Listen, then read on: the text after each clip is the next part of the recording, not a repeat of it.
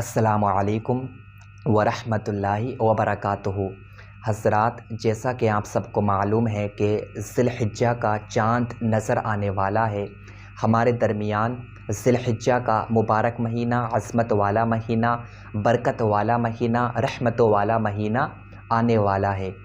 تو ہمیں ذی الحجہ کی تیاری کرنا چاہیے، اور ہمیں ذی الحجہ میں کیا کرنا ہے میں آپ کو ابھی بتاتا ہوں۔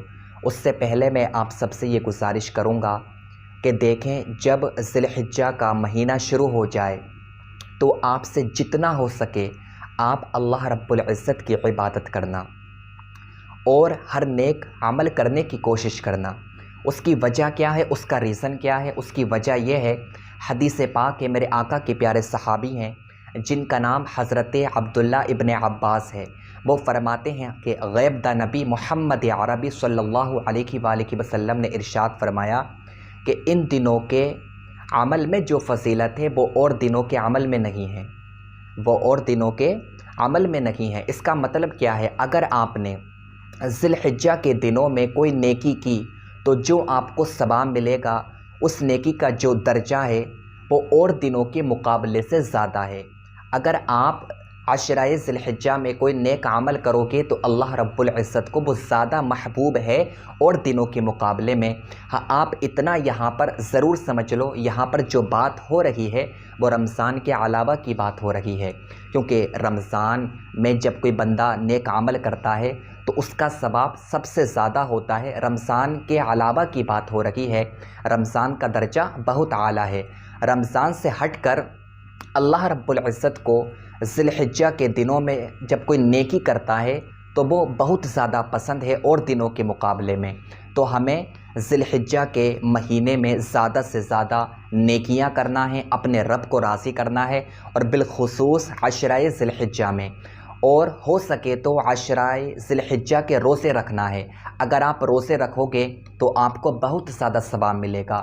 روزے رکھنے کا ثواب کتنا ہے؟ حضرت عائشہ صدیقہ رضی اللہ تعالیٰ عنہ فرماتی ہیں کہ حضور اکرم صلی اللہ علیہ وآلہ وسلم کے ظاہری زمانہ میں ایک شخص رہتا تھا، وہ بہت زیادہ میوزک سنتا تھا، گانے سنتا تھا، لیکن اس کی ایک عادت تھی کہ جب ذی الحجہ کا چاند نظر آتا تو وہ روزے رکھتا۔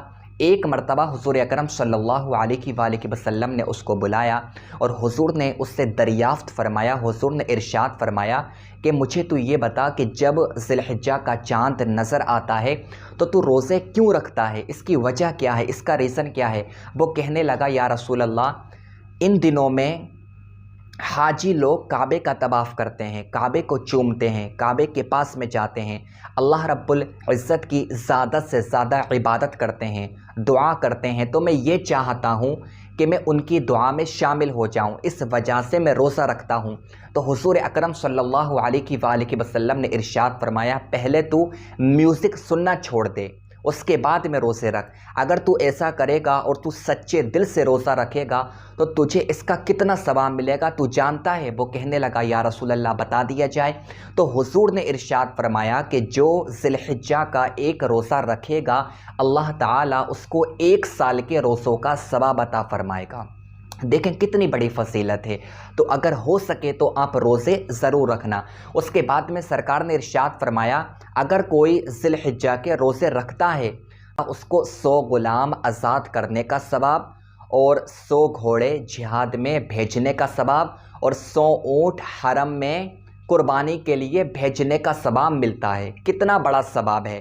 100 اونٹ قربانی کرنے کے لیے آپ نے حرم میں بھیجے، اس کا ثواب، 100 غلام آزاد کیے، اس کا ثواب، اور آپ نے 100 گھوڑے جہاد میں بھیجے مجاہدوں کے لیے، اس کا ثواب، اور ایک روزے کا ثواب 1 سال کے روزوں کے برابر۔